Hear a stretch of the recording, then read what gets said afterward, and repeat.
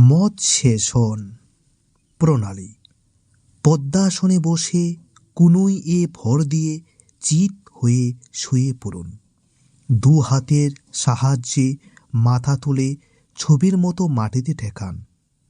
পায়ের বুড়ো আঙ্গুল ধরে কুনুই মাটিতে ছোঁয়ানোর চেষ্টা করুন।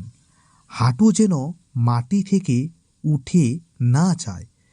পা বদল করে মোট 4 বার করুন, প্রতিবারে 30-40 সেকেন্ড। শ্বাস স্বাভাবিক। লক্ষণীয়, অনেকে মাথা যতটা পারা যায় ভিতর দিকে নেওয়ার চেষ্টা করেন এবং তখন তালুর পরিবর্তে কপাল মাটিতে ঠেকে থাকে।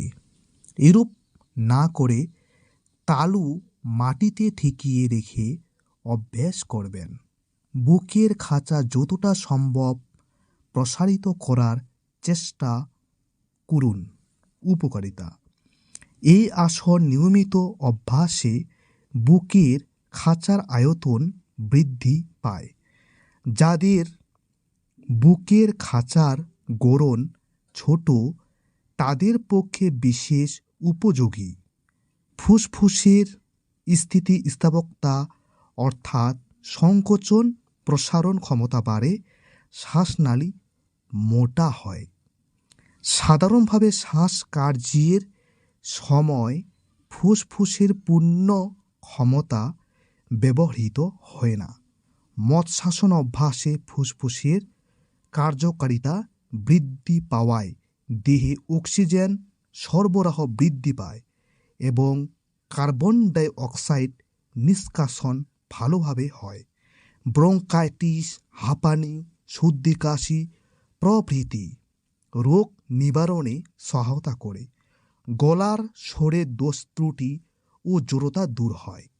গলদেশে অবস্থিত প্যারাথাইরয়েড গ্রন্থির কাজ ভালো হয়।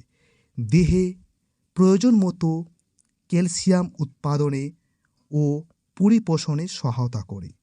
হাড়ের গঠন ভালো হয়। দাঁতের রোগ হতে পারে না। ঘাড়, কাঁধ, হাঁটু ও পায়ের ভালো ব্যায়াম হয়। মেরুদণ্ডের নমনীয়তা বৃদ্ধি পায় ও কুজভাব দূর হয়। গভীর শ্বাস প্রশ্বাস সহযোগে আসনটি অভ্যাস করলে হৃৎপিণ্ড ও ফুসফুসের কাজে বিশেষ উন্নতি হয়। মৎস্যেষণ সর্বাঙ্গাসনের পরিপূরক।